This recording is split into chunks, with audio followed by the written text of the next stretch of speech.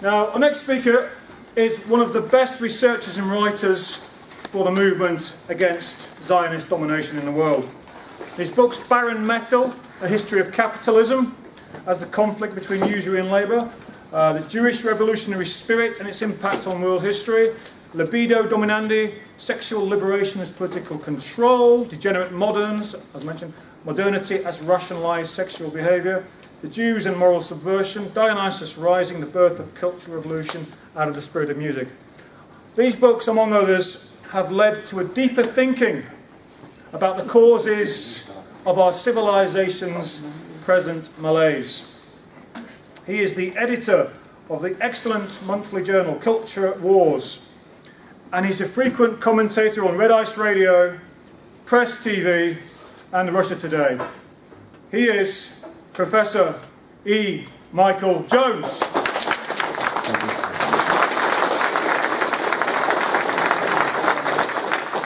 It's an honor to be here. I know I'm a foreigner here, but thank you for inviting me at this historical moment. Historical moment. What do I mean about this historical moment? 1 month ago today, I was in South Bend, Indiana, where I live, and Donald Trump showed up in town and held a political rally, and there were 5,000 people in the room. And I said later, those were the most important people. Those 5,000 people were the important people, because they were the people of Indiana who had suddenly awoken to the fact that they were a colony, a conquered province of Wall Street, and that their jobs, 1 week before Donald Trump arrived, the Carrier Air Conditioning Company had relocated its plant to Mexico. And whenever Donald Trump opened his mouth and talked about the Carrier Air Conditioning plant leaving for Mexico, there was a roar from the crowd, and this was the consciousness that Indiana had reached at this point. 4 years ago, Indiana voted for Mitt Romney, who was a looter for the oligarchs, worked for Bain Capital, would come into Indiana and load these companies down with debt. They'd go belly up and everybody would lose their jobs and he'd walk off with a lot of money. In this 4 years, the consciousness has arisen to the point where people in Indiana finally understand what's going on. And what is going on? What is going on? In Brexit and in the Trump campaign, we have an uprising against the oligarchs. An uprising against what Roger Cohen, it was in the New York Times, he said it, so it must be true. Roger Cohen called the smug elites. This is an uprising against the smug elites, okay? We are familiar with uprisings in the United States. We uprose against you folk and celebrate it every year on July 4th. Well, what we realize, having done that, is it's not so much the uprising, which is important, but what happens after the uprising is important as well. And if what happens after the uprising is that the old boss is simply a new version, or the new boss is simply a new version of the old boss, you can often end up worse than you were beforehand.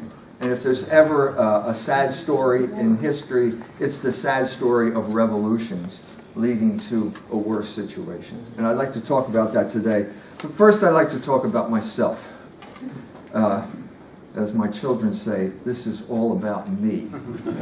It's not all about me. But 1 year ago, I was in Guadalajara in Mexico, and asked to speak at a conference, and who should show up at the conference but David Duke. Does anyone know David Duke? Big cheer for David Duke.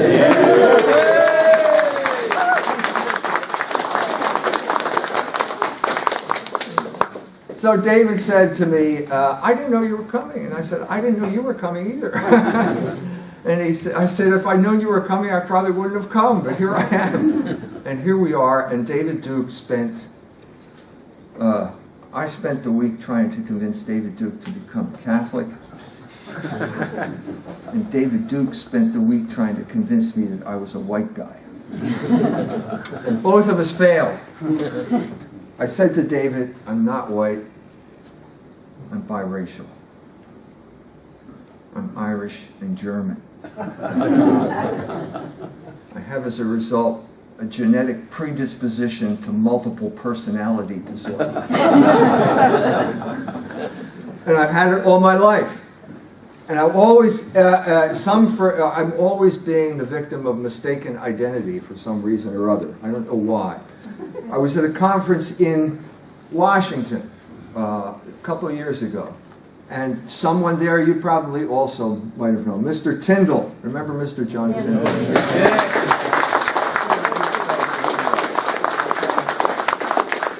And he's there with another, a guy I used to know by the name of Sam Francis, who used to write for Chronicles magazine. The late Sam Francis died at a fairly young age.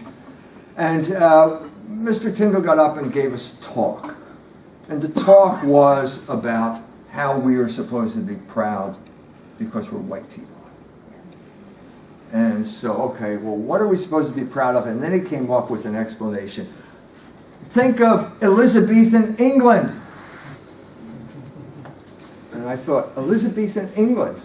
And my friend was there, my friend Jerry Bruin, and I looked at him and he looked at me and I thought, Elizabethan England, I remember those days. That was the day when if you were a Catholic priest and they caught you saying the Mass, they would draw and quarter you, and then they'd boil your entrails in oil, and then they'd hang the rest up.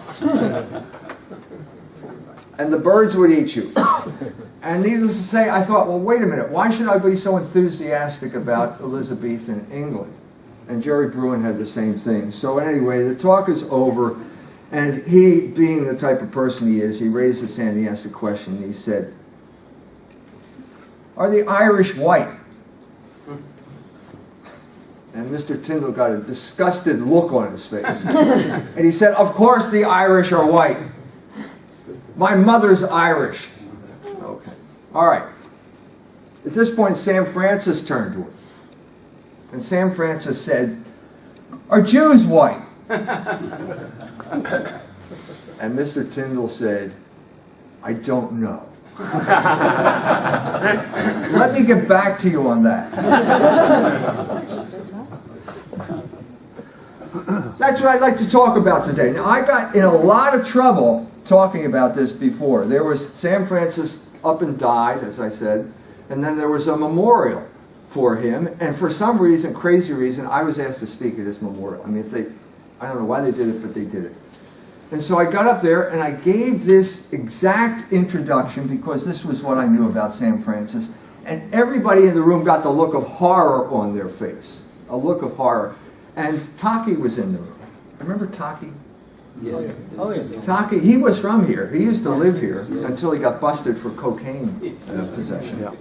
And then he moved to New York, I guess for whatever reason. Anyway, Taki's there. We're in this little room, and Taki's there. And I say this, and Taki turns to everyone. He says, we're all going to be arrested. Well, we weren't arrested, you know. And at that point, I decided I really need to explain what I'm talking about here. Why did I say that?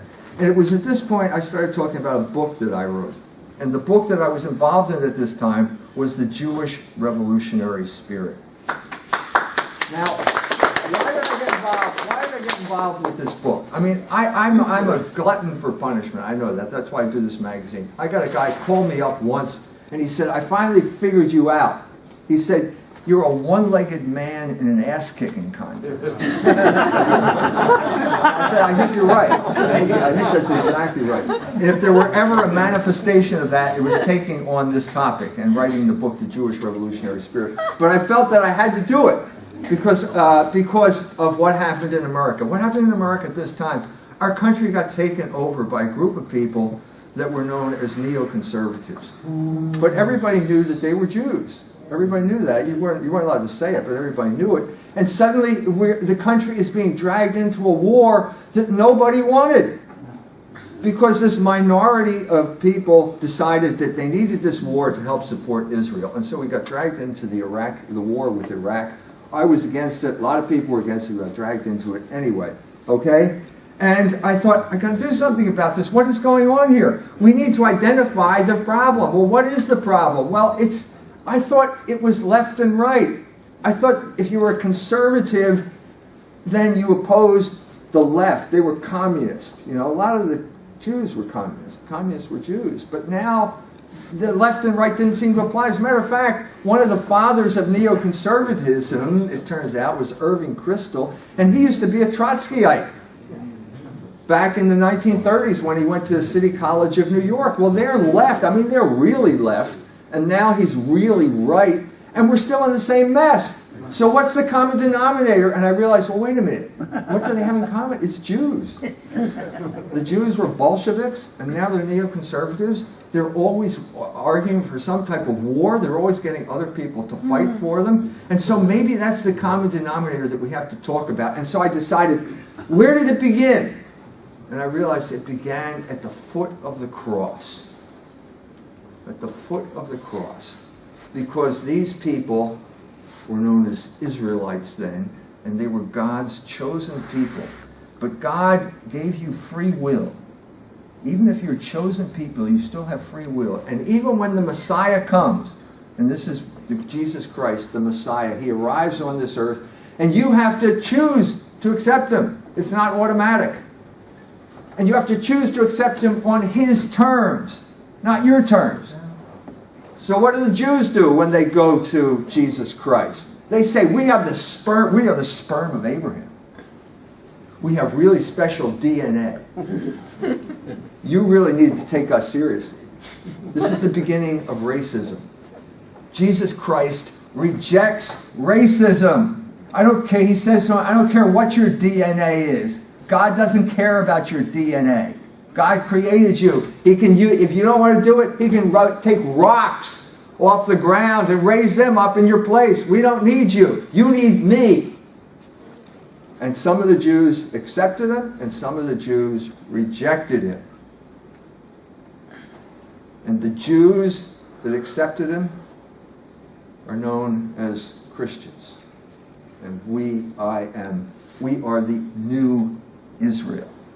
We are the children of Moses. We are the ones that Moses followed what Moses said. These people call themselves the children of Moses. They're not, because they rejected the Messiah that Moses waited for. They rejected him. And not only did they reject him, they killed him. They crucified him. Do you believe in Jesus Christ? Afterwards, please. No, well, And at this point, you reach the turning point of history, because it's not just did you kill Jesus Christ, he was God. And what do I mean by God? And this is where I came across this new idea. It's not a new idea, it's an old idea. If you read the Gospel of St. John, the first sentence in the Gospel is Ein arche ein ha logos. In the beginning there was, it's translated this word, and I could never understand that. What do you mean in the beginning was the word? But if you say in the beginning there was logos, logos is the order of the universe. Logos is the mind of God. Logos is the voice in us that tells us what is right and what is wrong. Logos allows us to look at the stars and see a pattern in the sky. That's what God is. Because the next sentence is Kai logos ein theos. And logos is God. there is no This God. is a huge breakthrough. This is a huge breakthrough in human history. And this is, in a sense, the turning point in human history. Because at this point you have to accept or reject Logos. And the people who rejected Logos rejected every aspect of it. And there's a Logos to social order. There is a social order. There is a moral order. There is a philosophical order. There is an order to the universe. And if you reject this Logos, you reject that order. And what happens when you reject that order? You become revolutionaries. And that's what the Jews... Please be quiet. And that's what the Jews... No, I will not be quiet. And that's what the Jews... Revolutionaries. And that's We're what nationalists. And that's what the Jews have been ever since then. If you let me finish, we'll... Get back! And that's what the Jews have been ever since this time. They have been in the forefront of every single revolutionary movement up until this time. They are in the forefront of the revolutionary movement right now in the United States. What is the revolutionary movement right now? What is the revolutionary movement right now? The revolutionary movement in the United States is the movement for homosexual marriage. It has been we've talked about other things, the feminist revolution that led to abortion, one after another, one instance after another, where a small group of people have to figure out a way to impose their will on the overwhelming majority of the people. I wrote a book called Libido Dominandi, Sexual Liberation and Political Control, in which I said basically that this is the most effective form of political control that the world has ever come up with. Because basically you get to, you lock yourself in prison every night, every time you engage in these activities. You become a slave to your own passions, a phrase that Shakespeare used in one of his plays. That led to, it began with the sexual liberation of the 1960s. It began before that in the United States with a battle during the 1930s over Hollywood. People don't like to talk about it, but it was a battle between Catholics and Jews over who was going to control the cultural settings of the United States. And the issue was obscenity. And the issue was smuggling nudity into films and obscenity and blasphemy and all these things. And the Catholics fought the Jews, and they beat the Jews at this time. And as a result, they imposed a code on Hollywood that kept Hollywood, the Hollywood Jews, under control for 31 years, from the middle of the 1930s up until 1965, when the Jews brought out a film called The Pawnbroker, which is basically a Holocaust film that was used to smuggle nudity into films. The Catholic Church has never won a battle since that time. Once they ran up the white flag on that cultural battle, they lost whatever cultural power they had, and there was a direct line of influence from the loss of that power in 1965 up to the Iraqi war and the situation we're in right today. Because once they had no check on them, there was no way the Catholic Church could stop them. It's that simple. That's where we are today. So today, what is the manifestation of the revolutionary spirit? As I said, it's homosexual marriage. I don't know whether you know this or whether it's been apparent to you over here, but we are in the middle of an attack on representative government right now in the United States of America. It began 1 year ago in Indiana. The legislature of the state of Indiana passed something called the Religious Freedom Restoration Act, which said basically if you're running a bakery and a homosexual comes and says, I want you to bake a cake for my gay wedding, you don't have to do it. You can turn it down. This outraged the oligarchs. The oligarchs then orchestrated a counter-campaign against what was going on in Indiana, and it was basically the oligarchs. It was a coalition of three groups of people. It was the CEOs, the capitalists, the heads of the big corporations. It was the homosexuals, who were their proxy warriors in this battle, and it was the Jews, who were the big promoters of homosexual marriage. And together they would come into the state of Indiana, and this is warfare in our day. The legislatures didn't understand it. They thought, war was, the guys with blue uniforms firing cannons at guys with red uniforms. That's not the way warfare is waged in our day. They came in, the legislatures are shocked, they don't know what to do. They revoke their own law. This is a man from San Francisco. Nobody elected him.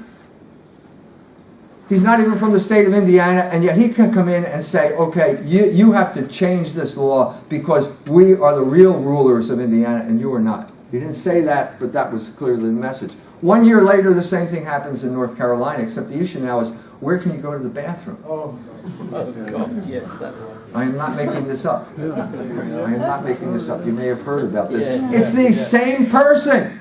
It's Mark Benioff of Salesforce, who now is in the state of North Carolina telling people, no, if someone in his mind thinks he's something and doesn't look that way, he can go into whatever. And the people are outraged, and the people pass a law, and now he's saying, no, you can't pass the law unless the oligarchs say it's okay. Well, that's going to cause a reaction, and it is causing a reaction. It's a worldwide reaction because the oligarchs have overstepped their bounds. And on top of that, the other thing is that we're starting to understand how their system works. Every time they call it freedom, what they're really talking about is a form of control. Because there is no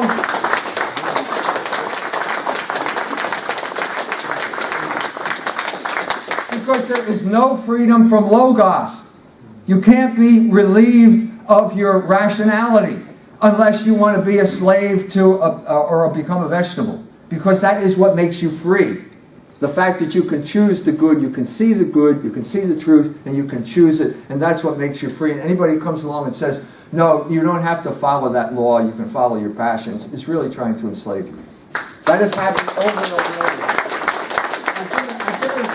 I've given a talk all over the world, and I began the talk by talking about the Israelis occupying Ramallah in 2002, one of their many incursions into Palestinian territories.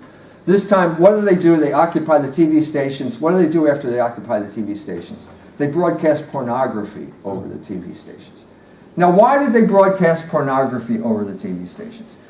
If you go to a film like The People vs. Larry Flynt, which was made during the debate over the Communications Decency Act, Larry Flynt will tell you that pornography means freedom. So that means then that the Israelis want to bring freedom to the Palestinians. Right? No.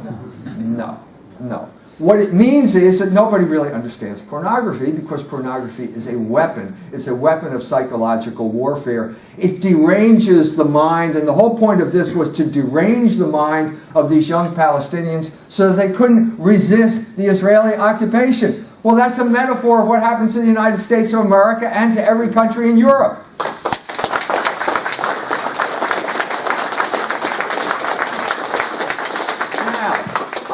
I will tell you, I got in trouble because I said the Jews are behind pornography. Well, you go on the internet and you can find article after article which says exactly the same thing. So I'm demonized as an anti-Semite because I said that. Okay, 1 year later, a professor from England writes an article, and it's published in the Jewish Quarterly, and it's on Jews and pornography. It's my article. He said exactly what I said.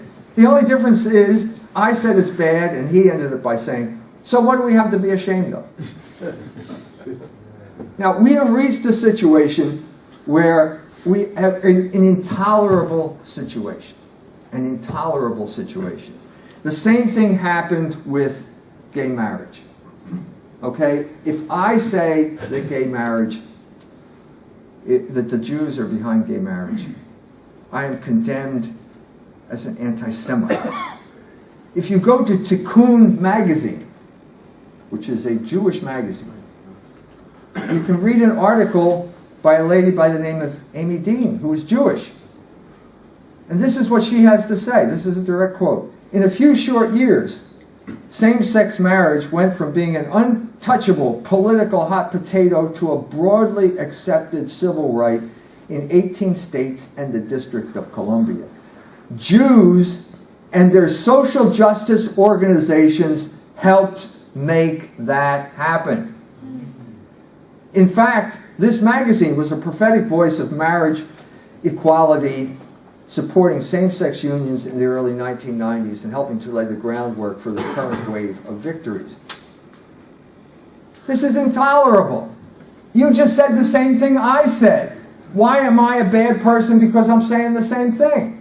We have reached the point where you can't express any form of criticism of the oligarchs because the oligarchs are in this alliance with the Jews, and the Jews will destroy you if you say anything they don't like.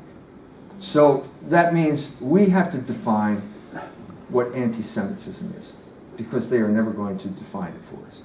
The late Joe Sobran was at that conference.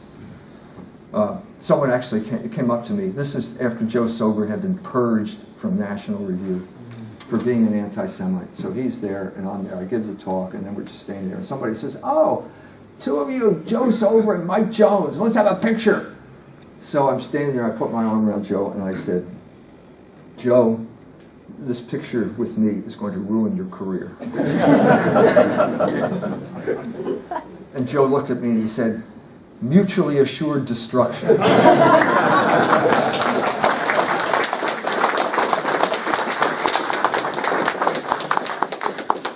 So what did Joe Sobran say? Joe Sobran would say, an anti-Semite used to be someone that didn't like Jews. Now it's someone that Jews don't like.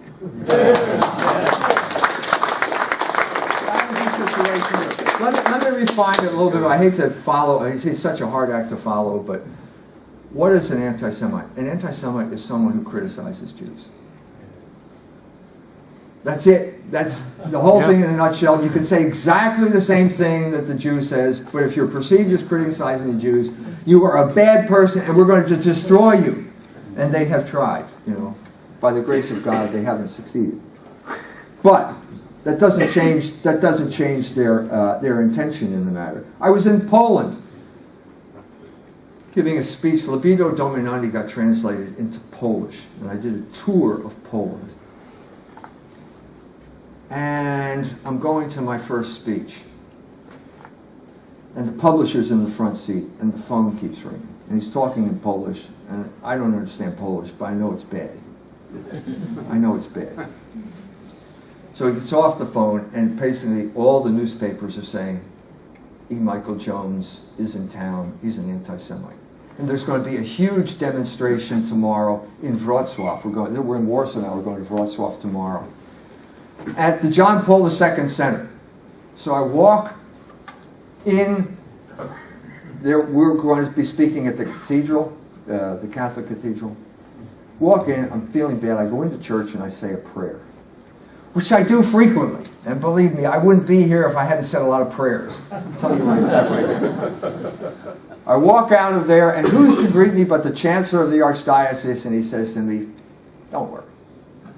Don't worry. So I don't worry. I walk in, I give my speech. Everything's fine. I have a line of people walking all the way around the block to buy autographed copies of my book.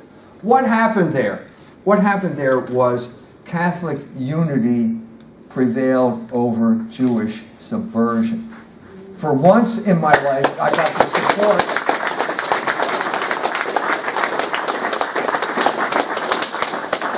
For once in my life, I got the support of someone in the Catholic Church. I don't want to bitch and moan, but you know, it's been difficult because what you have, what is a Catholic? A Catholic loves to internalize the commands of his oppressor. He loves to be considered a good person in the eyes of people who are his enemy, and as a result, he becomes completely ineffective. Jesus Christ never said that we would not have enemies, but he said we should love our enemies. We should love our enemies. And I know you're shaking your head, but I believe that. It's hard to do sometimes, but I believe. So I'm telling you right now, I love the Jews. Why do I love the Jews? Because they are my enemy. Because I know they are they are not my... This is the Christian reaction. This is what Jesus Christ told me to do. I'm just following the book that they gave me. If you read 1 Thessalonians 2, St. Paul says, the Jews, they are the people that killed Christ. They are enemies of the entire human race. I didn't say that. St. Paul said that. I'm a follower of this guy. Why am I the only guy talking this way? Don't these people read the Bible? I went to Rome. I visited with a high official in the Vatican. It's Department of State. I said, you know, we got a problem here. You're not preaching the gospel. That's the gospel. I don't know what you're preaching. I said there are 3 areas: church and state, the Jews, usury. You're not preaching this gospel. He said, forget about the Jews. Nobody's going to talk about it here. Okay. But he said, if you give me something on usury, I'll put it in the encyclical. Well, I did, and he did. So it's in the encyclical. It's in Laudate Si, if you want to read it. And then on when the Pope last September went to the United Nations, he said the U word. He said usury. First time a Pope has said this in over 100 years. So, you know, it's a mixed bag. And I'm here to say that the struggle is worth it. But the struggle is, before we get involved in a big struggle, it would be good to figure out how we got into this mess. How did we get into this mess where we are controlled by three groups of people who are by definition no more than 1% of the population? The oligarchs. Remember Occupy Wall Street? We coined the term the 1%. Goldman Sachs. The Jews, 1% of the society, and the homosexuals, 1% of the society. How do we get to this point? How do we get to this point? The answer is lack of unity. Remember what I said about unity? Where did the lack of unity begin? When did it begin? It began in England with the Reformation. Remember Mr. Tyndall and Elizabethan England? What was Elizabethan England? It was a police state. It was the first police state. And if you didn't like it, you got drawn and quartered. And it was so intolerable that the English themselves rose up against it. They could not stand this police state. What was the police state? Why did they have that police state? What was the Reformation? The Reformation was a looting operation. It was a looting operation. It was the theft. It was the theft of the property of the Catholic Church by greedy aristocrats, head of which was Henry VIII, the greediest of all the aristocrats. That property, and at this point, if I really sound eloquent, it's because I'm quoting William Cobbett's History of the Reformation in England and Ireland, which is one of the great pieces of English prose ever. For 900 years, England had a society, a culture, an economy, where the wealth of the nation was put to productive use for the people of the nation. Cobbett said you could walk, before the Reformation, you could walk 6 miles in any direction, and you'd find a place that would take you in for the night. And if you were sick, they would nurse you back to health. And this was the social welfare network that made England a prosperous country. It was owned by the church, but it was used by the people. There were purgatory societies here, where a man who wanted to get out of purgatory for his sins, he would say, I have this piece of land, you can graze your sheep on this piece of land if you pray for my soul. And they did, and the people prospered, and it was a country where wealth was widely distributed. At a certain point, the oligarchs of that day decided they couldn't risk the temptation anymore, and they stole all of that property, and they privatized it. Remember privatization? Well, this was real privatization. And suddenly all those people that were grazing their lands on common ground, that was all enclosed, and they were thrown off, and they became beggars and criminals because they had nothing else to do. And then you had poor laws. And this is what Cobbett was talking about. It was a looting operation, and then you had to sort of sprinkle holy water on the looting operation and say it had some type of theological justification. The best quote, another great English writer, R.H. Tawney, Religion and the Rise of Capitalism, trying to figure out what happened. Then he said, the upstart aristocracy had their teeth in the carcass, and they weren't going to be whipped off with a sermon. That's the Reformation.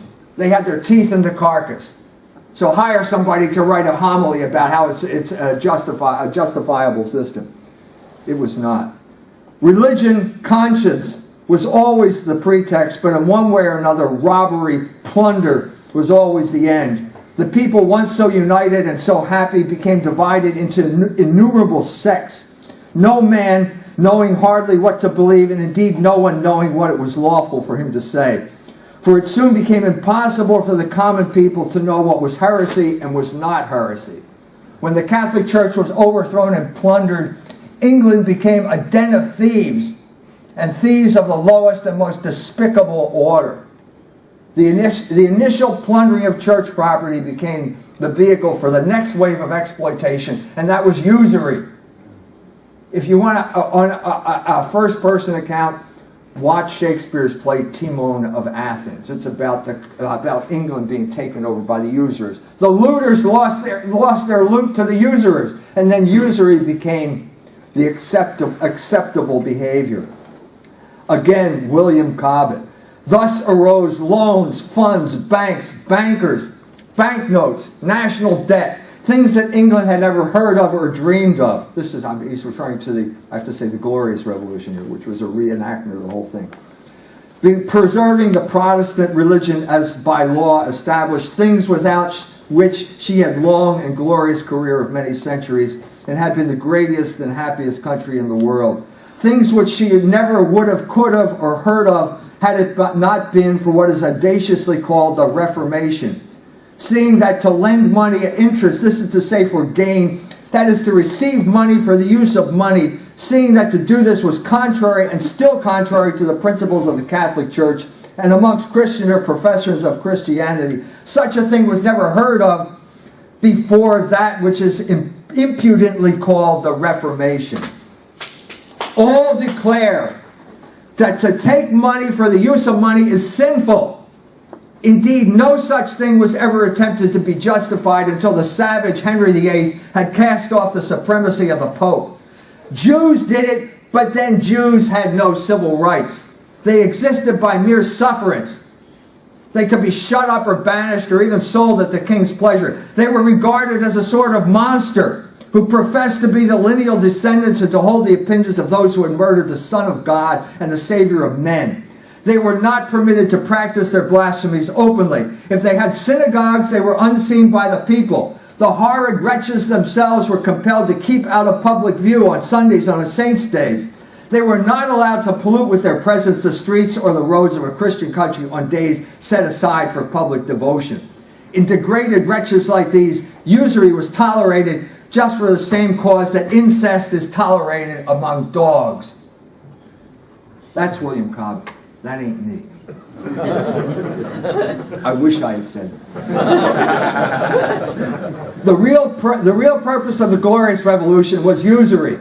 The Reformation led to the Glorious Revolution. The Glorious Revolution led to widespread use of usury, and the widespread use of usury led to the Jewish control of England. By the 1840s, the Jewish problem had become too big to ignore. This is the time when Disraeli wrote his novel Coningsby, if you remember that, where he says the country is not ruled by those you think it is ruled by. When Napoleon crossed the Rhine, the German princes panicked, knowing that Napoleon's first goal was the confiscation of their wealth. As a result, the Prince of Hesse-Kassel gave his gold to Meyer Amschel Rothschild, who then sent it out of the country to his son Nathan, who was living in London at the time. Having inside information about Napoleon's defeat at the Battle of Waterloo, Nathan made a fortune by using the Prince of Hesse-Kassel's gold to speculate on the British consul. You probably know the story. The battle's going on. Rothschild starts to sell. Okay, everybody turns and looks what's Rothschild. So everybody rushes to sell. The price goes down, and then he comes in and makes a killing. And that is the foundation of Jewish wealth in England. As a result, he became the richest man in England. Over the course of the next century, the Rothschild family and other Jewish usurers used that wealth to enslave the English aristocracy with debt. Don't take my word, read Mr. Cannondine's book. The whole history of the 19th century, in a nutshell, is English aristocrats' extravagant expenditure, borrowing money, mortgaging their lands, and then losing their properties to the Jews who held the mortgage. The best example I can give is the Churchill family. You've all heard of Winston Churchill, right? I think so. Okay. This is an especially flamboyant example of what I'm talking about. The trajectory was the same. Moral depravity leading to extravagance. Extravagance leading to indebtedness. Indebtedness leading to control by Jewish moneylenders, and control by Jewish moneylenders leading to the loss of property and the eclipse of political power. That's what happened. Let's be straight, let's be clear about what happened and who did what before we go charging off. One of those, Randolph, you can buy a book called Churchill and the Jews by a man named Martin Gilbert. And on the front page of that, front cover of that book, you will see a picture. And there's a picture of Randolph Churchill and Natty Rothschild sitting next to each other. And you can open the book and you will never find an explanation of that picture in that book, oddly enough. Because the story here is that Randolph Churchill died 80,000 pounds in debt, an enormous amount of money at that time, to Natty Rothschild. And Natty Rothschild, all the biographers say it was an act of magnanimity because Rothschild forgave the debt. No, he didn't do that. He got the son instead. The son was Winston Churchill, and Winston Churchill at that point became a pawn of Jewish power. Now again, don't take my word, take Cannondine's word. One of the most influential Jewish moneylenders was Lord Randolph's old friend, Sir Ernest Cassel. This is what he has to say about it. He's not, this is what Cannondine says. Ernest Cassel was widely disliked and distrusted as a cosmopolitan financier whose loyalty was neither to party or nation, but only to profits. Does that sound familiar?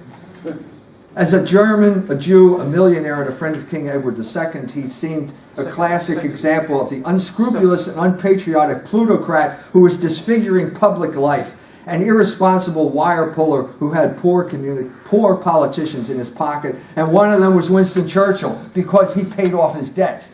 Churchill was such a profligate a man who could not control his passions. He immediately got in debt again.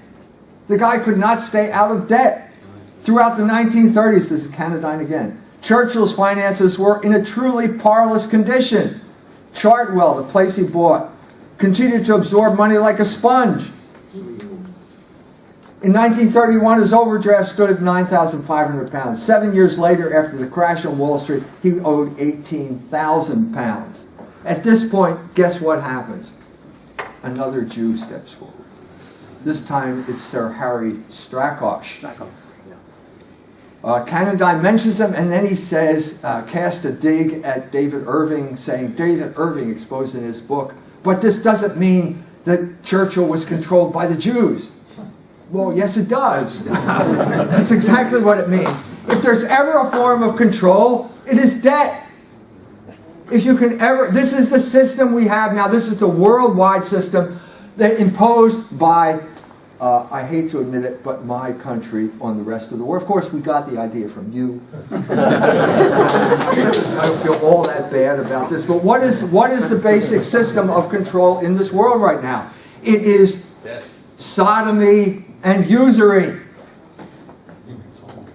First of all, we enter your country and we talk about how you need to respect sexual minorities, or you need to liberate your women, or you need to give free access of pornography to your media. Then we will sexualize your entire culture, and you will become so besotted with your own passions that you won't realize that the usurers are now coming in.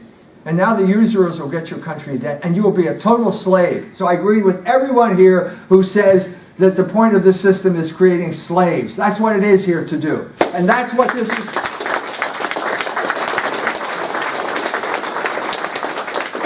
And we are here to reassert our freedom from this system of slavery. It's the most pernicious system that the world has ever devised because it's the most effective enslaving system in the world.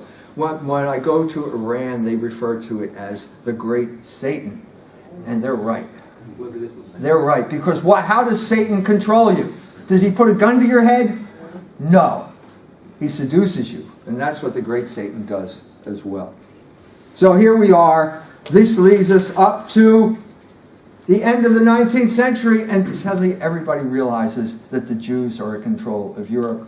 And even the Catholic Church awakes to it. And there is a 3-part series in Civiltà Cattolica, which appears in 1890. And the gist of this is an official publication of the Vatican. It had the official approval of the Pope. And what is the conclusion they come to? It was basically an examination of the French Revolution. What is the consequence of the French Revolution? And I read this thing, and suddenly this sentence leapt off the page at me. Any country that turns away from the laws that are established by Christian kings to protect the Christian people will end up being ruled by Jews. That's France. What did they have? They had the French Revolution. That's England. The same thing happened in England. I just gave you the examples there. It's America. The same thing that happened in America. It happened in America more recently. You may have heard Mr. Trump talking about America first. This was a battle in the 1930s of the Americans who did not want to get involved in World War II. Charles Lindbergh was the leader of America first. That's what he's trying to call. This is Little America. You've heard of Little England. In a sense, you're Little England, aren't you? You're the hobbits who don't want the orcs controlling the country.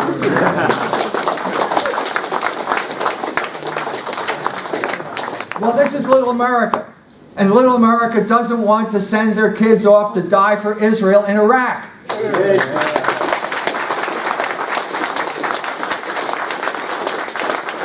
And anytime you stand up for Little America, guess what they call you? An anti-Semite. You're not surprised. That's what happened, and all of Europe happened, and it happened to all of Europe. Everyone realized it, and at a certain point, even the Pope Benedict's uncle wrote a book.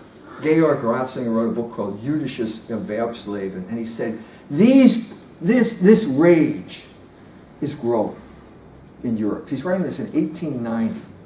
The rage is growing. The people feel betrayed by their own leaders. Why do they feel betrayed by their own leaders? Because their leaders are all in debt to the Jews. Because if you get in debt to the Jew and then he doesn't like what you're doing, he won't roll over your loan. And you'll lose your farm. You'll lose your estate. That's how they control, and they were controlling it then. And Ratzinger's saying, we have to enforce Christian laws, because if they don't, there's going to be a violent reaction. As soon as these people find a leader, guess what the German word for leader is? And he used the F word.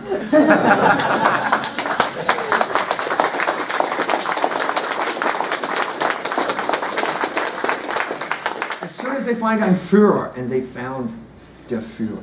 Sie haben den Führer gefunden. They found their leader in 1933. And it was a violent reaction, and it's not the reaction that Georg Ratzinger wanted. It's not the reaction that Civiltà Cattolica wanted. They didn't want it. But the fact of the matter is, if you don't act, if you, the leaders of the people, do not represent the people, if you do not represent their interest, if you represent the interests of the people who put money in your pocket as opposed to the people who vote for you, there will be a violent reaction. And I will pray, I say prayers a lot. I will pray that it doesn't come to that. And I will pray that why are we here now to prevent that type of violent reaction. To seek the path of peace. So that we can all find a modus vivendi, so that we don't... What do the oligarchs want us to do? They want us to fight each other. That's what they want. I guarantee you, I've seen it, I've talked it, it happens. I lived through this as a young man because I was involved. I was a guinea pig in a social engineering experiment for my entire life, and nobody ever told me about it. And the biggest social engineering experiment I grew up with was black migration out of the South. That was I wrote a book called The Slaughter of Cities. If you want to read about it, it's called Urban Renewal, it's ethnic cleansing, and basically it was about the ethnic cleansing of ethnic Catholics in the big cities of the United States. And these people, have you ever seen The Godfather? Yeah. Do you remember that procession in The Godfather where they're carrying... This is what ethnic America was like. You had little colonies of Little Italy and Germantown and Chinatown and Jewtown and all these other little ethnic colonies, and they all had their little culture, and we all kind of got along, and it was destroyed because the oligarchs thought these people had too much power. And they did it by bringing the black people up from the South. And they didn't know what was going on, and we didn't know what was going on. And they told, as soon as you see a black person, you become white. I didn't know I was white. I thought I was Irish. I thought I was German. But suddenly the black person shows up, and you're white. Well, I'm not white. And my wife is teaching in Southwest Philadelphia during this war. This is civil war in Philadelphia. And an Irish family moves into the neighborhood. And the kid ends up being killed by a black gang because he didn't know he was white. He thought he was Irish. Well, he got caught up in a war that he didn't know about. And I'm saying what we do not want is a replay of that war. Because what we really saw there was the Black-Jewish alliance and the Jews using black people as their pawns to drive other people out of their cultures and destroy their cultures. So I had to do over again. I mean, what am I, a kid? I'm 4 years old. I'm 5 years old when we have to move out of our Irish neighborhood and move to some kind of deracinated suburb. But if I had to do it again, I'd go to the black people and I'd say, look, it's not in your interest and it's not my interest. They're the ones who are controlling it. They're using both of us. So let's collaborate. How do we collaborate? What is the basis for collaboration? There's only one basis for collaboration among human beings, and it's logos. Remember logos? That is the order of the universe. That is who we are. I told you, I've been to Iran. I was in Iran. I was walking down the street celebrating the revolution. The 34th anniversary of the revolution. I'm surrounded by women in chadors. And they're all shouting something. And I know Allah Akbar, but this isn't Allah Akbar.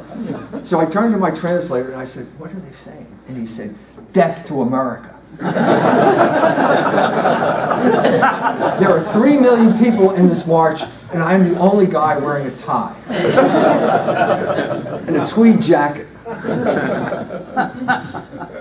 And so someone comes up to me and says, are you an American? And I was tempted to say, no, I'm a Canadian. But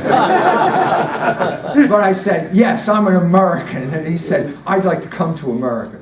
So the Iranians are geniuses when it comes to separating the people from an evil regime. In other words, yes, I understand why you're saying death to America, but they understood that I, as an American, was not necessarily their enemy. As a matter of fact, that I could help them. So they take me down to a town in the middle of nowhere. It's called Fazaa. And it's next to the hottest place on earth. They recorded a temperature of 159 degrees from a satellite, so it's not the official record. But anyway, I show up there after a long drive through the desert, pull into town, there's a billboard. And I look up at the billboard and I think, that face looks familiar. It's me.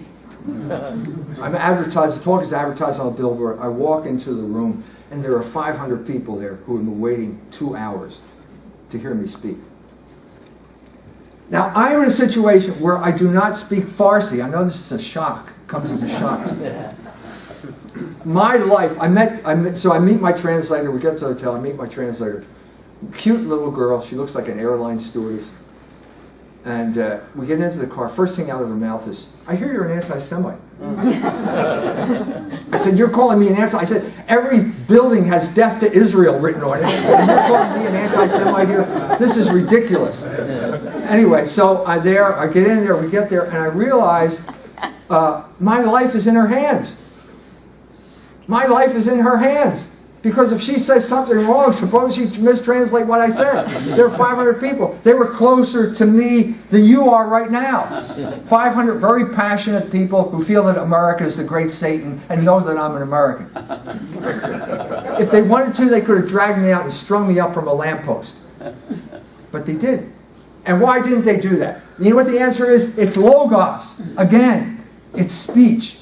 Because I could speak even through the medium of a translator, and she could convey the truth of what I had to say and the reasonableness of what I had to say. And that's all we have. That's all we have right now.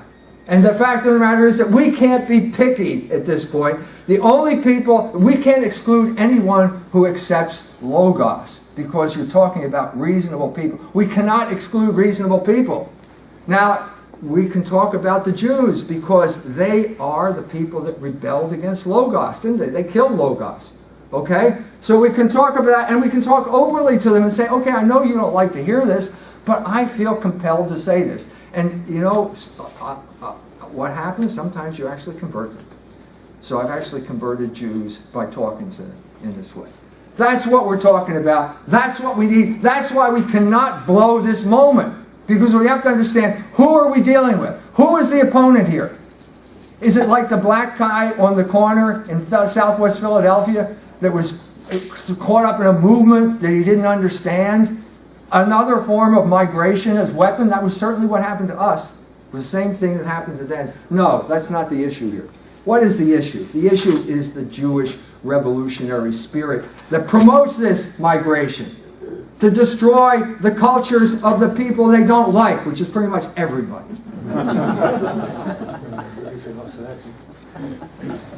It's not just you white guys. It's everybody in the world. The Iranians as well, they have a full-blown cultural warfare going on there, complete with pornography and feminism and everything else. And they are fighting for their survival. And if I can do anything to help them, I will be happy to do it. That's my job. That's why God created me. Okay? So what I'm saying here, do we need more Jewish revolutionaries? No, we don't. What do we need? What do we need? We need a new paradigm. So I'm going to humbly propose to you a new paradigm. It's something you're already familiar with. It's something that I told the Iranians, because that's what I'm talking about. I'm talking about 3 Iranians, or they used to be known as 3 Persians, or we know them as the 3 Magi. These were the first 3 non-Hebrews who worshiped Jesus Christ. They had that privilege. Why did they have that privilege? How did they get that privilege? Well, they were astronomers. They studied the sky. What did they see in the sky? That there's an order up there. It's not just random. This order is a manifestation of the mind of God. And if you study anything and you learn the truth about it, you're getting close to the mind of God. So that's the first reason. The first reason. They saw the Logos. They said, this Logos is bigger than me, and it's bigger than my will. And so therefore I should subordinate my will, to his Logos. And that's the way of happiness. Okay, that's the first reason. Second reason, they had the courage to act on their convictions when they knew the truth. So first of all, you have to know the truth. You have to understand the Logos of the situation. And the second thing is, you have to have the courage to act on it. Because it's worthless if you don't act. So what happened? The star appears, and they follow the star. They follow the star. Do you have the courage to follow the star? That's the big question of your life, isn't it? Do you have the courage? I mean, maybe you're too stupid to see the star. Well, then you're excluded. But if you're smart enough to see the star, do you have the courage to follow it? Because that's what they did. And it led them to the Logos incarnate, the center of human history, the being, the God that the Jews would end up killing, because they didn't want to follow that. They were proud of their DNA, and they're not going to follow anybody but their DNA. And what's the final thing that they did that makes an example for us? They went home by a different way. Do you remember that? Do you remember that part? Do you know why they went home by a different way? Because of Herod. In other words, the ruler understood these guys are intelligent people. I'll recruit them into my CIA. I will turn them into informants on the Logos. So Herod says, I'd like to worship your new king too, so come back and tell me. And they were smart enough to realize that this is a genocidal plot. It ended up being that way. It's called the slaughter of the innocents. They murdered all those people. And they said, we don't want to be part of your genocide. We don't want to be a part of your imperial schemes. And so they went home a different way. And that's what I'm saying we need to do. We need to go home by a different way. In other words, we got to get back to England by a different way. We got to get back to America by a different way. Okay? That's the task before us. Why is that the task before us? Because the West has failed. Do you know where that's from? Do you know who said that? No. Denethor said that. Who? In your book, The Lord of the Rings. Remember? You hobbits, don't you remember the Lord of the Rings? Do you remember the scene in The Lord of the Rings that I'm talking about here? Denethor is the representative of the West. He's a deputy. He's not the real king, but we're waiting for the return of the king. And he loses hope.